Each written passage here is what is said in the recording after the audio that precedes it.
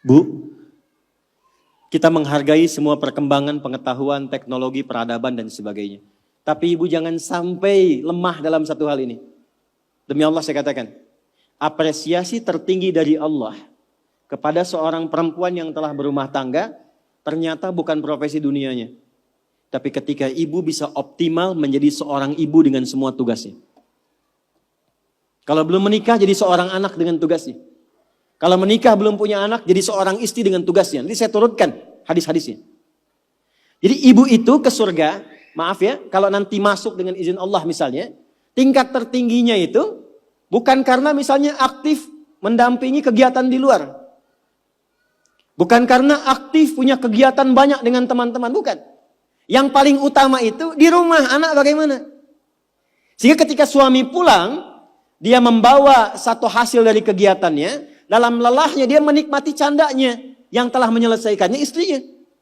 Itu bu, setiap apa yang dikerjakan kalau benar demikian, perhatikan hadisnya di At-Tirmidzi. Idza shallatil mar'atu shalataha wa shamat shamaha wa hafizat farjaha qila laha yaumal qiyamati udkhulil jannata min haitsu syi'ti. Kalau ada seorang perempuan enggak pernah salat sunnah, cuma salat fardu saja. Enggak pernah puasa sunnah, puasanya Ramadan saja.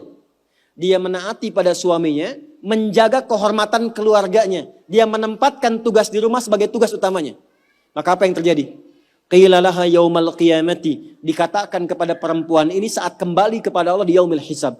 Udkhulil jannata min haitsu syi'ti. Cepat langsung masuk surga dari pintu mana saja yang kamu kehendaki. Enggak ada hisab. Sekarang ibu enggak dilarang, silakan. Pengajian banyakin, optimalkan. Tapi dengan pengajian itu balik bawa ilmunya kepada anak. Kalau perlu aja. Kegiatan di luar silahkan. Tapi jangan sampai, maaf, ibu aktif di luar, tapi anak ibu dititipkan pada orang lain. Sehingga dia mendapatkan karakter dari perawatnya, bukan dari ibunya. Jadi wajar kalau dia nggak kenal ibunya. Wajar kalau nggak akrab. Wajar kalau dia mencari jati diri di luar. Karena dia nggak kenal ibunya. Bangga kalau sudah banyak penampilan bisa dirubah. Ibu nggak khawatir kalau anaknya mencari perhatian di luar. Ibu nggak pernah bahkan sempat menyapanya. Cuman ketemu, berangkat, tidur, ketemu lagi. Lalu apa yang mau dicari dari apa yang dikumpulkan itu? Nah, Sayyidah Khadijah itu sebelum Nabi pulang itu sudah khatam. Makanya kita belum pernah dengar kan kisah cerita Fatimah merewelkan Nabi. Pernah nggak? Umi Kulthum merepotkan Nabi? Nggak ada. Dan selalu silent kisahnya. Pulang ke rumah itu selalu kisah di rumah itu tenang. Nggak ada satupun bab problem rumah tangga Nabi dengan anak, nggak ada. Siapa perannya? Sayyidah Khadijah karena beliau mengerti optimalnya harus dari beliau, sehingga ketika suami pulang nggak ada diskusi beban lagi yang bertambah untuknya. Silahkan punya aktivitas di luar rumah, tapi ibu akan dimuliakan sebagai seorang ibu, anak dan istri ketika pulang kembali ke akhirat lah. Itu satu.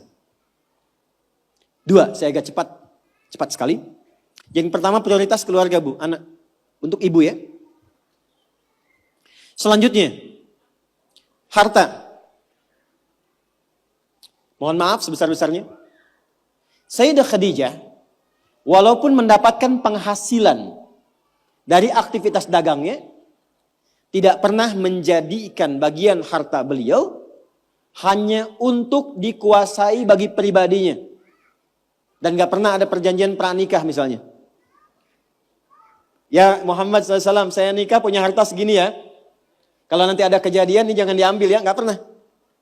Apapun yang diusahakan, maka dikumpulkan menjadi satu untuk mensupport cita-cita mendapatkan yang tertinggi di hadapan Allah. Ibu apapun yang didapatkan kalau punya penghasilan, pendapatan dan sebagainya, dudukan jadi satu sebagai harta keluarga bersama. Rumuskan untuk anak-anak. Anak pertama mau kemana? Bikin tabungan, bikin persiapan. Anak kedua seperti apa? Anak ketiga bagaimana? Bicara dengan suami. Maka ini diantara ciri yang pernah diajarkan oleh Sayyidah Khadijah. Sekalipun dagangannya cukup banyak, tapi semua yang dihasilkan untuk mensupport kegiatan yang diarahkan pada tujuan yang sama. Surga. Jelas? Oke, yang terakhir. Meluangkan waktu untuk diskusi, bicara, ngobrol yang saling menguatkan, bukan mengungkit kekurangan. Tuh. Nabi Muhammad sibuk gak? Hah? Sibuk gak? Banyak tantangan gak? Tapi ketika pulang ke rumah, ngobrolnya itu dengan Sayyidah Khadijah selalu yang baik-baik, yang romantis, yang saling menguatkan. Gak pernah ada satupun kalimat tercatat di dalam lisan Sayyidah Khadijah, kenapa sih begitu sibuk? Datang ke rumah cuma bawa masalah. Kenapa sih gak punya waktu? Kenapa sih banyak kegiatan di luar? Tapi ketika pulang ke rumah, aku selalu mendukungmu. Nabi mengatakan kegiatanku ini, dan ini. Aku akan berangkat ke sini menemui si fulan.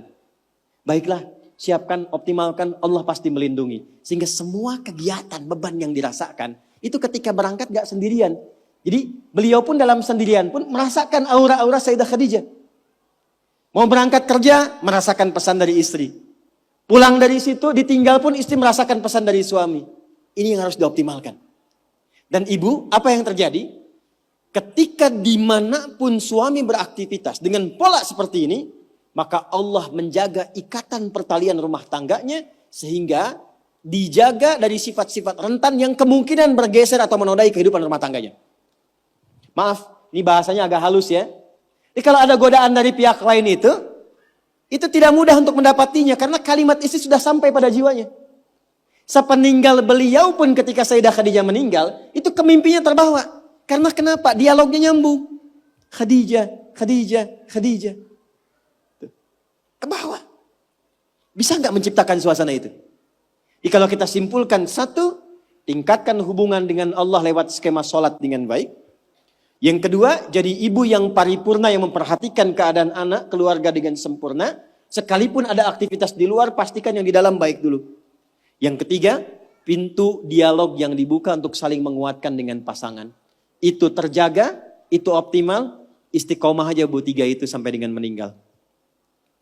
Maka silahkan tunggu panggilan pulang. Ya ayyatuhan nafsul mutmainnah. Irji'i ila rabbiki radiyatan mardiyah. Fadkhuli fi ibadi. Wadkhuli